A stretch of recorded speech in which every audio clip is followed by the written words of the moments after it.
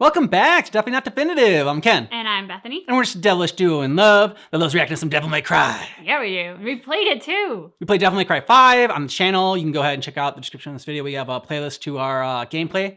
You can go ahead and check out. We had a lot of fun with that. She really liked V. I do, yeah. Both to play as and to look at. Yeah. Not gonna lie. So today we're checking out Design Shop Dante, One Crazy Party. This was the 9th place finisher in our Winter Request Fest that we did. We had posted a video. We asked people to give us requests and people to vote on them. And this one got 9th place. So that's where we're checking this one out. So it's been a little bit since we got to Devil May Cry. And since we finished 5, you know, we don't have that much more Devil May Cry stuff to react to. So it was nice to see this. So looking forward to it. 2001 was a pivotal year for video games. The advent of the 6th generation consoles gave way for groundbreaking titles that pushed the boundaries of what video games were capable of. Halo paved new roads for console multiplayer shooters. Final Fantasy X showcased breathtaking visuals that took cinematic RPGs to the next level. Okay. Silent Hill 2 redefined horror with its provocative story and unsettling environments. With 2001's stellar lineup already hitting shelves, Capcom unleashed a bombshell hit that would change action games forever. Yeah. Let's rock, baby.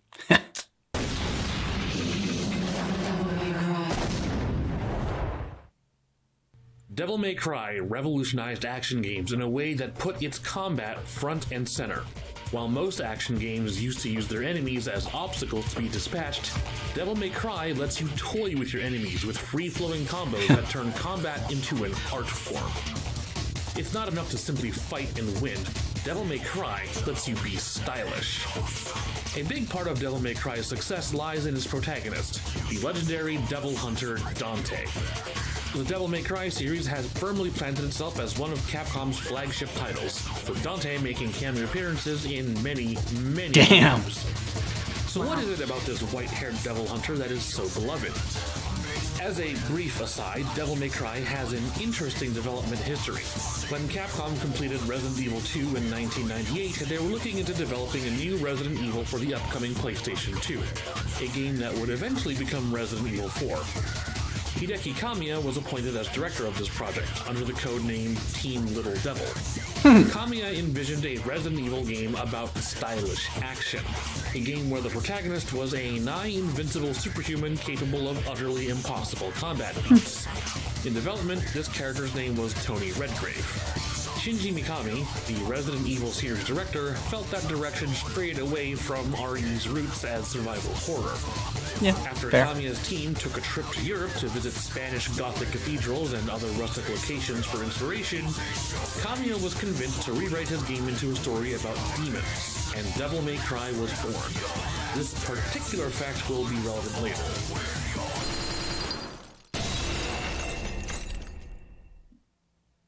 Dante is the son of Sparta, a legendary Dark Knight who fought against the forces of the underworld to save humanity. As a devil hunter for hire, he follows in his father's footsteps, protecting mankind from the invasions of hell, one job at a time. That's about all you need to know before you dive into the long-term history, but it plays well into his design. He's a mercenary, a hitman, an exterminator, and he's always dressed to throw down with style and flair. One key to Dante's success and popularity is his signature look. Dante has had many looks throughout the years, but a few elements remain consistent. White hair, long red coat, black clothes, and a big sword. Dante's color palette has become so iconic that you can't even make a white-haired man in red and black without accidentally invoking his image. Hideki Kamiya once stated that he chose red as Dante's primary color because it's a hero's colors, but also to contrast his personality against Resident Evil 2 protagonist Leon Kennedy's RPG blue. Okay. Dante's colors serve both a practical and a characterizing function. Dante is often exploring dark, foreboding environments, ancient castles, dead cities, and demonic towers. From a visibility standpoint, Dante's big red coat and shock of white hair make him very visible, so you always keep your eyes on him and don't miss even a second of stylish action. But it's also this sort of visibility that connects Dante to the player. There's a certain psychology to video games that bridges the experience between the player and the character on screen. In a Resident Evil game, you play as an isolated human with limited means of fighting back, exploring dangerous, hostile places crawling with monsters. The controls, the limited ammunition, and the environment work in tandem to create a sense of fear and vulnerability. If you had that exact same environment, except your character was a smart-mouthed jackass who was sarcastic, fearless, and overwhelmingly combat capable, you feel a lot less vulnerable. The total contrast is jarring, and it almost makes Dante feel out of place. But that's entirely the point. Distorted. You have these dark, gothic-inspired places full of demons, and Dante is a brightly dressed modern man who just laughs in the face of danger. That brashness is empowering. It gives you, the player, the same kind of fearlessness that Dante showcases, and it encourages you to play stylish and cool, the way Dante would. I also came upon a neat little historical tidbit while I was researching. It can't go unsaid that Devil May Cry very liberally borrows its inspiration from Dante Alighieri's Divine Comedy, from character namesakes like Dante and Virgil, as well as its focus on hell and its ranks of demons. Out of curiosity, I googled up a picture of Mr. Alighieri, and it seems that most paintings depict him frequently wearing red robes and black garments. Not only is this color choice functional and representative of Dante's character, it's also a historical reference. Weird world we live in where this Dante looks more like his historical namesake than this Dante who's taking the Inferno thing a little too literally. I think it's also worth talking about Dante's weaponry. Swords and guns are definitely nothing new by 2001, and the combination of the two invokes a particularly 90s aesthetic. But what's important about Dante's weapons is how it illustrates his self-expression. While Dante's expanded arsenal is quite large, it splits neatly into two categories: devil arms and guns. This distinction is important to me because they neatly draw the difference between Dante's lineage and Dante's own tastes.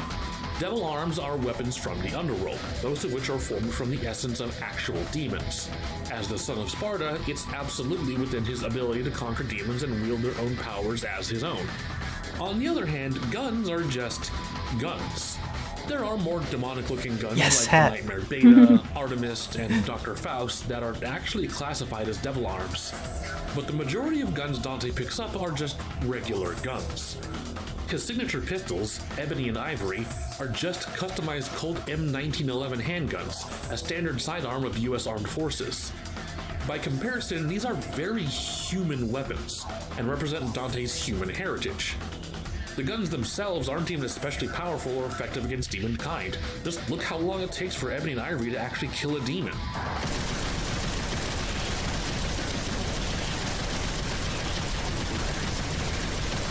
Yeah, it's a long time. In other words, Dante doesn't even need the guns, he just uses them because he likes them.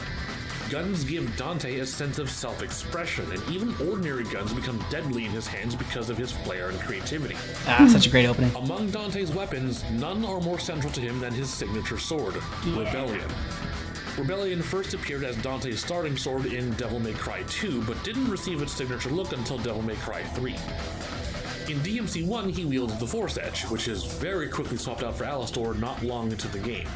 Rebellion, however, has become so directly associated with Dante himself that they will sometimes retroactively depict Dante with Rebellion instead of Force Edge. I've always felt that Rebellion's relevance to Dante is something more metaphorical. Dante embodies the idea of rebellion in many ways, and it tends to take different forms throughout his life. Rebellion against his lineage, rebellion against his past, rebellion against a usurper, rebellion against an aberration of his father's legacy, rebellion against himself. But what is more direct and consistent is how Dante rebels against the setting.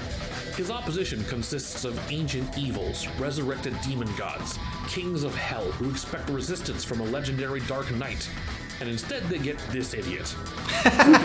Joking, bringing guns to sword fights, Dante's very presence is a rebellion against demon kind.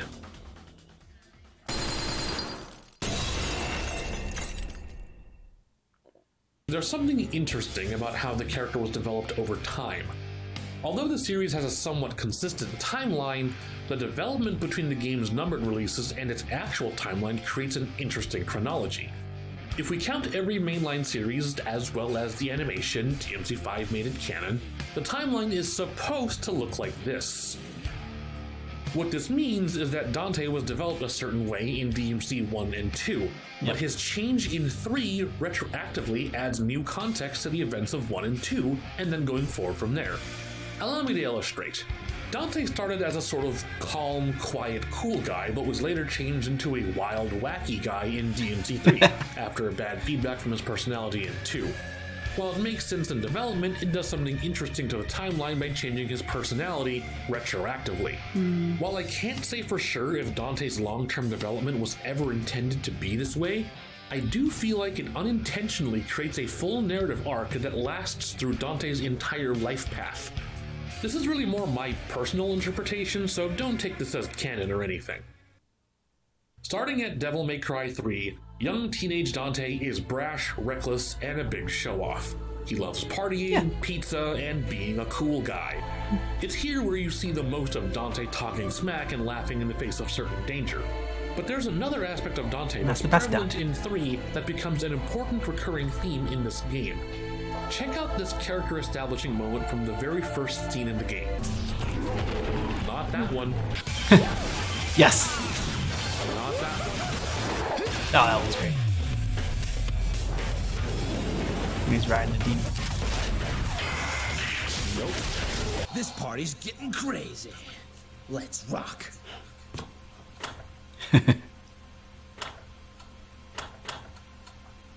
There. Right there. Dante is a dork. The game goes out of its way to show that Dante's too cool for school attitude doesn't always work out for him. His theatrics always either backfire on him or end up getting him in more trouble. Aside from the pure comedic value of this, it also happens to highlight Dante's central conflict in this game. He's irresponsible for himself and those around him, so much that he rejects his legacy as Sparta's successor and denies his own heritage. Why do you refuse to gain power? The power of our father, Sparta. Father? I don't have a father. I just don't like you, that's all. Narratively, this is why he loses his first battle against Virgil. In the most literal sense, Virgil is just more motivated. Dante isn't fighting for anything here except just to throw down with his brother. Virgil will even frequently bring this up during the fight. Where's your motivation? It's at this point that Dante goes through a transformation, both literally and figuratively. He begins to understand the responsibility on his shoulders as the son of Sparta and has his own awakening to justice. While helping Lady deal with her own family issues, Dante also learns the value of family and sets off to stop Virgil from opening the underworld. Although Dante defeats him and claims the Force Edge, he was too late to save Virgil from plummeting into the underworld. Ultimately, Dante's recklessness cost him the only family he had left. Going from DMC 3 to DMC 1, we transition backwards from wacky Dante to cool Dante. Given DMC 3's somewhat tragic ending, we can surmise that Dante decides to rein in his attitude a bit. He's still sarcastic and he still quips, but he takes his job as a devil hunter a bit more seriously, as we can see from the trophies in his shop. Unfortunately, things don't quite work out for Dante here. By choosing to close himself off, he only ends up making himself more emotionally vulnerable. You really get the sense that he is genuinely angry with Trish for her deception, despite the corny line. You have the face, but you'll never have her fire! Dante ends up so stubborn and focused on defeating Mundus that he doesn't even realize that Nilo Angelo is Virgil under Mundus's control. Until it's too late, and Dante fails to save his brother a second time. We also happen to learn in DMC 5 the ultimate fate of Dante's mother, Ava. She sacrifices herself to save Dante and loses her life attempting to save Virgil. So when Trish takes a shot for Dante in this scene, this would retroactively be the second time Dante witnesses his mother giving her life to save him.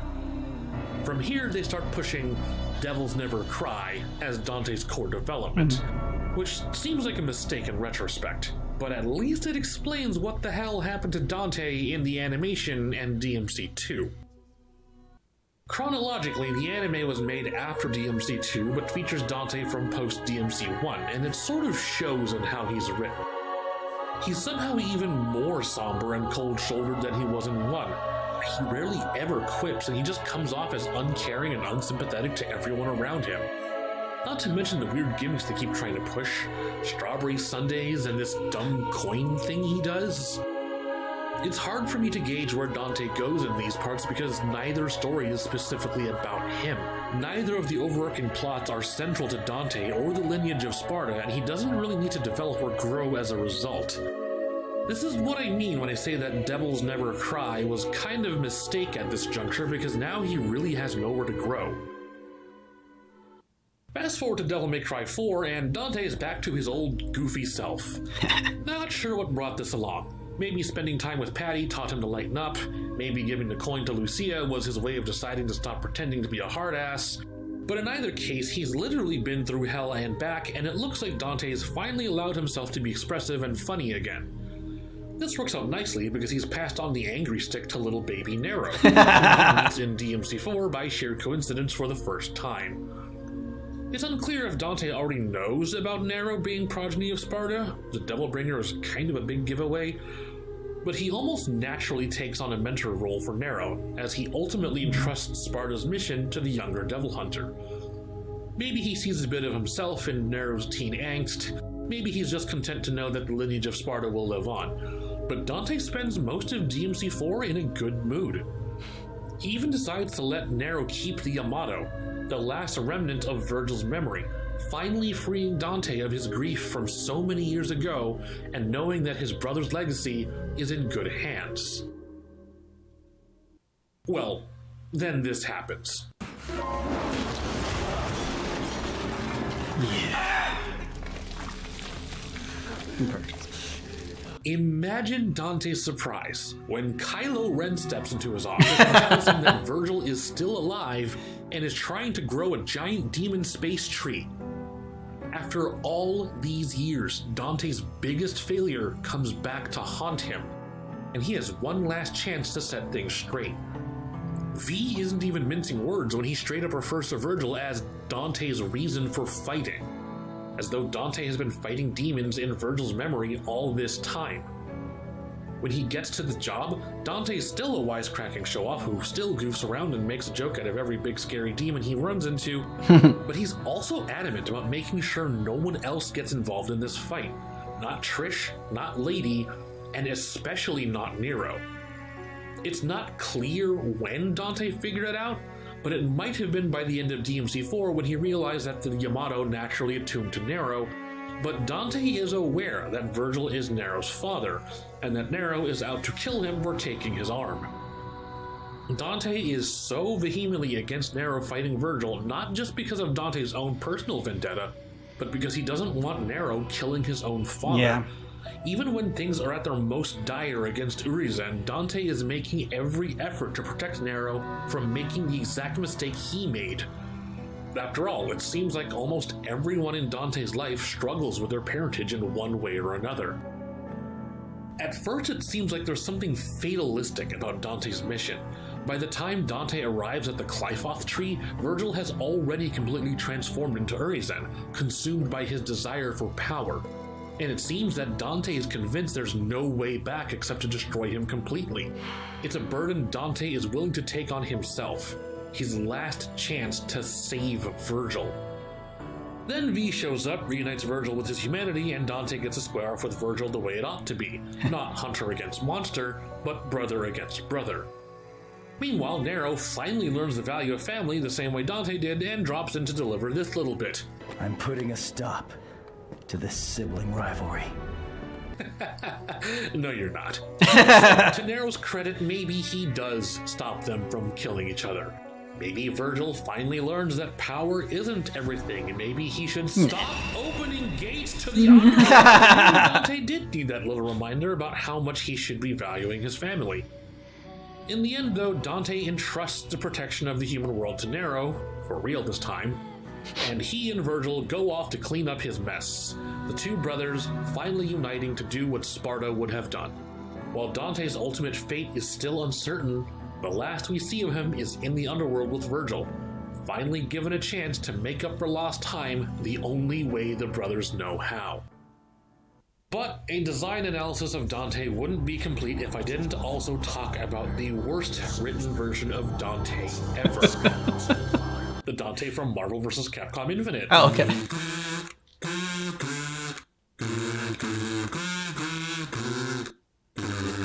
So, Marvel Infinite's story is bad. I could go on a whole video about it, but for now I won't. Dante in particular has some problems with how he's treated. Not that being badly written and horrifically out of character is exclusive to Dante, that's literally every character in the story.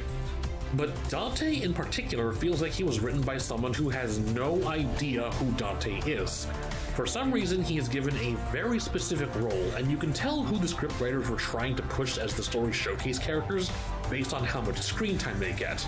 And so Dante was pigeonholed into the role of upstart loose cannon who can't be trusted. Like he's the Star-Lord whose wild and uncontrollable temperament is going to screw everything up because he can't play with the team. Oh no. They may as well have given him the DMC2 coin flipping thing since he's just so uncommitted to the entire story. So it's supposed to come as this big surprise when Dante walks into the last scene and just hands the Soul Stone to Ultron Sigma like, oh no, did Dante's whimsical nature betray us at the last second? And it's stupid. Honestly, I just wanted to find an opportunity to share this line with you because it's awful and Ruben really tried his best. I see now. It's a lure. His powers intoxicating.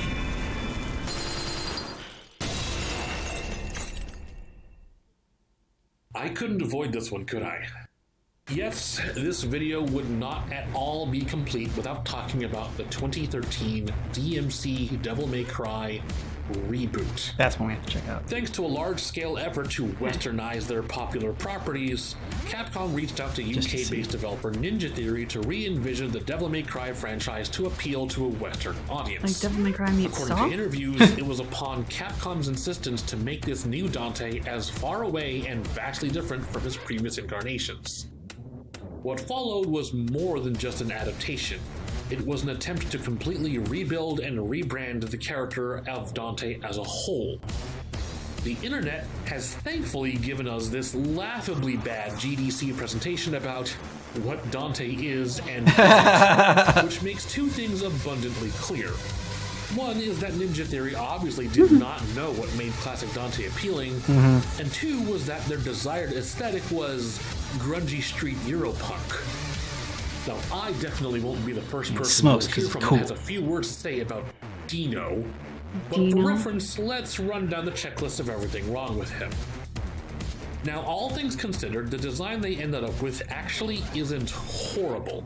Capcom was really pushing Ninja Theory to do something radically different, and based on some of this concept art, we're lucky with what we got.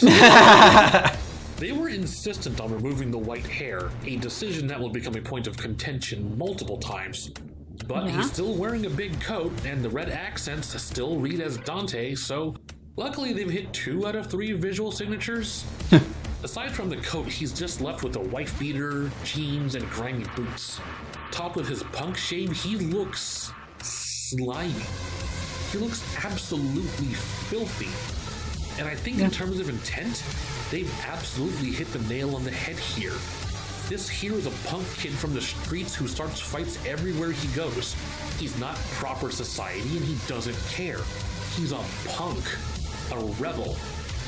But is he Dante? No. No, of course he isn't. We can make that distinction now, but before DMC5, there was a very real possibility that this was the Dante we'd have from then on. One other thing I'd like to highlight is the design of Dino's guns. Ebony and Ivory this time around were given a more demonic twist, which does actually make the guns look unique. Yeah. As neat as that is, I feel like it loses the distinctly human touch of classic Ebony and Ivory. The visual divide between ordinary guns and fantastic devil arms was what led Dante's arsenal also share his half-human, half-demon nature. But now all of Dino's guns have the same demonic twist. Even Revenant, his shotgun, has a sort of alien design to it. But then again, it's pointed out somewhere in the game that demon weapons appear in Limbo to be ordinary objects in the real world, like how the kablooey is just a taser in the human world. Now I have to consider whether or not Ebony and Ivory are just ordinary pistols, or if Revenant is just an ordinary shotgun, or if Rebellion is just a baseball bat or something, and Dino fighting in Limbo is actually just him thrashing around the streets breaking things with a bat. The real dividing point, however, is Dino's personality. A lot of people remember Dino as being emo and annoying and whiny, but I can't even say he's any of those. He's too boring to be annoying. His line reads are flatter than a high school book report, whether or not he's having a serious moment or he's dropping quips. Okay, so to kill Mundus, we need to drag him away from the Hellgate. We do that by pissing him off. I just seem to drag on forever. Church. Hey, Bob. Put a spin on this. We are brothers, after all. Most of you are probably thinking of the infamous fuck you scene. Honestly, this is the only cutscene in the game where it feels like Dino's voice actually has some bark. And on a conceptual level, it's not even bad. Imagine being such a punk that you're talking to some millenniums old demon and you've made them so angry that all they can do is scream, "Fuck you." That's some high tier trolling right there. That's actually funny. Unfortunately, this is the only scene in which Dino has any backbone. When you think about classic Dante, he's really the Will Smith of video game action heroes. He doesn't smoke, drink, curse excessively, or bang chicks to prove that he's a cool guy. He's just naturally charming and charismatic, and he can put his money where his mouth is because he's got smoking sick style. But within the first 5 minutes of DMC, Dino's getting wasted, smoking, banging 2 strippers in a trailer. They didn't want Dino to be a cool dude, they wanted Dino to be a bad dude. Now, I'm not going to sit here and mark off how many ways Dino isn't like classic Dante because that's not the point. The point is how these elements don't necessarily do anything to flesh out the character. For all of Dino's substance abuse and indiscriminate sex, none of these ever hold him back or tempt him or compensate for any weakness of character he might have. He only has like one line of hesitation before he learns he's the son of Sparta and that he's a Nephilim. Then suddenly he's on board for the anarchy train. We never see a moment where Dino suffers from a relapse of drugs or that he's tempted by the prospect of hanky-pank.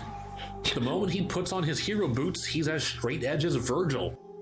And it's not the same as Dante waking up to justice in DMC 3, because Dante in that game constantly screws up, and his loss against Virgil forced him to confront his lineage and accept the responsibility on his shoulders.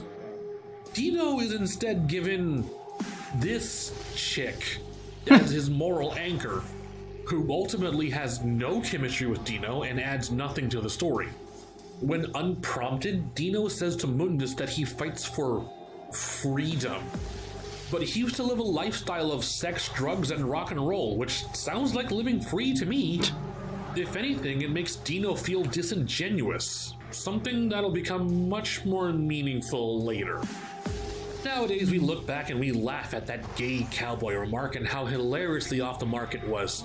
But was Ninja Theory's Dino actually a 100% failure? In spite of everything that got wrong, they did manage to maintain at least one core theme of Dante's character: rebellion. Yep. What makes this different from every other DMC is that rebellion, through the lens of grungy street Europunk, means rebellion against society, rebellion against authority, rebellion against the man. And to their credit, anti-establishmentism is a core part of punk rock culture, even if the game is exceedingly on the nose about it. Time for rebellion. However, at the same time, Ninja Theory director Tamim Antonitis was embracing a different kind of rebellion. Rebellion against the franchise. During pre-release interviews, Tamim had adopted this sort of punk rock persona, something he used to personally lash out against any criticism the game had attracted with its reveal. While there are plenty of lines that would easily make it to scrub quotes, the one in particular is the one where he points out that fanboys are just angry that he doesn't have white hair anymore. And I'm going to focus on this one because of how many times it starts to contradict itself. Not in a million years.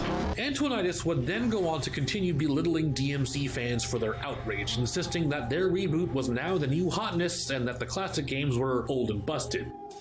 But for as bold as he was about staking his claim over the franchise, the game itself keeps doubling back on that declaration. There are various nods and references to the older games, like each achievement title being named after a classic DMC quote, which sort of shows a reverence for the series' legacy despite the rest of the game trying to spin Dark Soul would lie. But take a look what happens when Dino pops his devil trigger.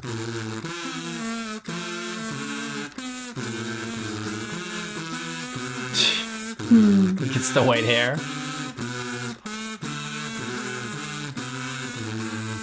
Not in a million years.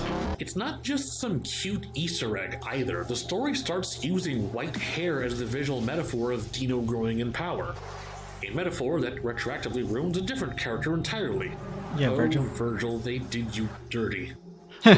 By the end of the game, Dino's hair is 50% white, as though the implication is that he'll eventually grow a full head of white hair and grow into the Dante that we remember. So when Dino says, Not in a million years. the game isn't even being honest, and that's what feels disingenuous about Dino. He's not even bold enough to be his own man without constantly anchoring himself to the Dante that people wanted. So everyone is instead just thinking about a Devil May Cry game they'd rather be playing instead of this one. Even though Dino succeeded in embodying that punk rock aesthetic, he failed to be the rebel he thought he was. Thankfully, he's passed on that punk shtick to a character who needs it more.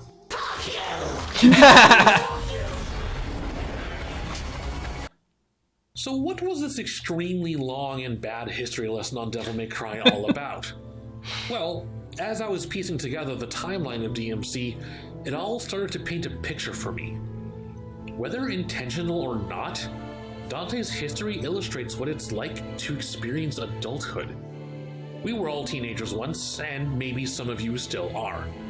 Young, reckless, convinced that we've got everything figured out and we can take on the world, until hubris brings us down to size and we lose something valuable. So, as we become young adults, we start to close ourselves off. We start to loathe our younger selves for being so foolish. We start to focus on what we should be doing, even if we're only setting ourselves up to be hurt on the inside. And only after we've allowed ourselves to shed some tears, we look back and we rediscover what we've lost. We become ourselves again. And maybe, when the opportunity shows itself, we find the courage to face our past mistakes and bury the hatchet once and for all. Maybe I'm reading too far into a game series with lightning guitars, chainsaw motorcycle swords, and meteor hats, but I'm not asking anyone to start thinking about their life choices next time they hit up the Bloody Palace. But I do think it's profound that even a nigh invulnerable superhuman woohoo party pizza man has something to teach us about life. And sometimes you just have to laugh at your demons and live your life going for that smokin' sexy style. Devils never cry, but humans do, and that's okay. Boy, this design shop sure went places. I used to think of Devil May Cry as one of those game series that can get away with having basically no depth and being just about pure video game fun, but it's often the best characters who surprise me with their depth. Action heroes come and go, but Dante hits the jackpot. Nice.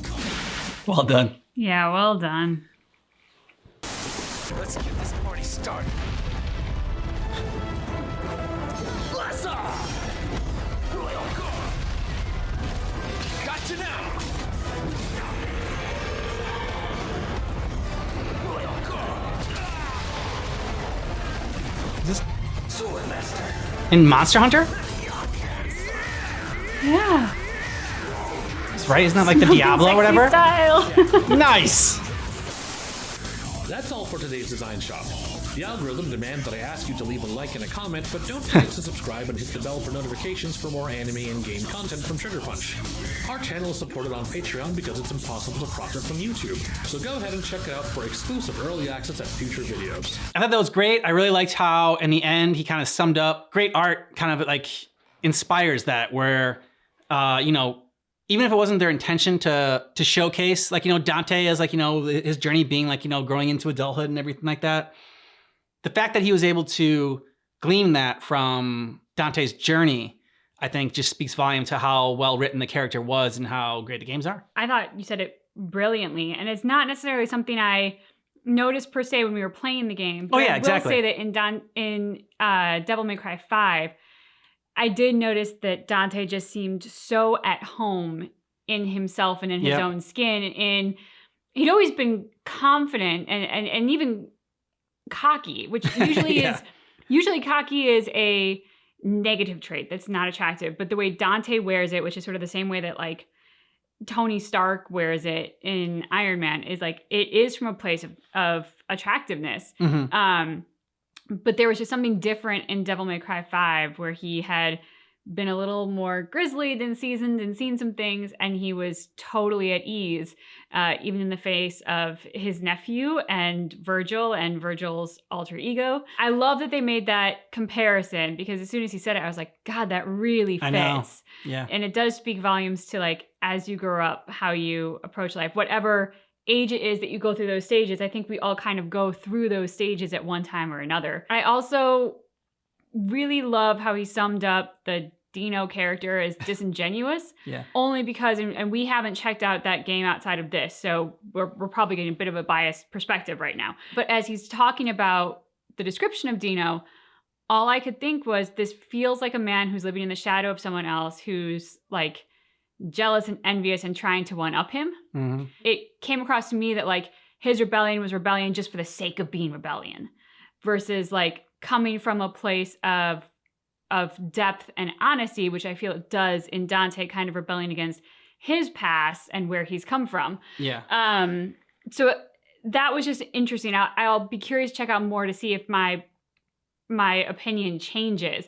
But that was just something that I couldn't help but glean from this, was the fact that everything about Dino seemed to be very surface level and without substance, whereas Dante is a well-crafted character because he is all substance, from the place that his humor comes from, to his style and where that comes from, Yeah. to his rebellion and where that comes from. And I also really like the idea that you can be effortlessly rebellious and charismatic and charming and not need to like be gratuitous in vulgar language or in Yeah. smoking and drinking and drugs or in meaningless sex. But like Dante can have meaningful sex or not as he chooses. It doesn't matter. It doesn't tarnish his... He's a virgin. I'm sure. It doesn't tarnish who he is as a person, because he has a genuine sense of charisma and honesty about him, which is not trying to prove anything to everyone. And I think Dino's desperately trying to prove himself. I just found it funny how they wanted to appeal to a Western culture. So they put in smoking, drugs, drinking, sex. And it's like, okay, this will now appeal to that's what the game didn't have. That's why, Devil May Cry didn't appeal so much to Western culture, is because it didn't have all these elements in it. It's like, no, I don't think so. That's not like, that's kind of sad. That does speak volumes about what they think, the creators think of Western culture. Yeah. Which is not a flattering picture. Yeah, I thought overall it was first time checking out anything from Sugar Punch, and I thought the video was really well done. Yeah. It was a good look at Dante's whole design, also how it tied into Dante's Inferno, and so good video. Thanks for suggesting it, and for everyone who voted for it. Yeah, of course, I didn't focus on this, but I always love the historical Yeah. stuff. So I love how the creator came up with the pivot to Devil May Cry from Resident Evil after visiting old Gothic churches in Europe and like getting to see those historical paintings and kind of like touch on Dante's Inferno. And I just thought that, again, this speaks to where really good art and characters and story can survive decades or centuries, because these churches still inspire in the beauty of their architecture. Dante's Inferno is a very strong statement as a written text. And so like these things still carry through even into modern society. I'm sure the original people never imagined they'd be video game characters, but they are. And I think that's great that we can still bring back stuff to a modern audience. Yeah. I also have to speak to the fact that totally unintentionally, we happen to be wearing Dante's colors right now. Oh yeah, that's true. As they started talking about all the red and black, I was like, yeah. That was not intentional, It was but not, it actually, totally yeah. fits. Yep. You'll have to let us know what you thought about this down below in the comments. And if you want our Devil May Cry reactions and our Devil May Cry gameplay, go ahead and check out the description of this video. We got a playlist there for you. Thanks so much for checking out our reaction for Design Shop Dante, One Crazy Party, but just keep in mind that our reaction is definitely not definitive. Thanks for voting for this, everyone.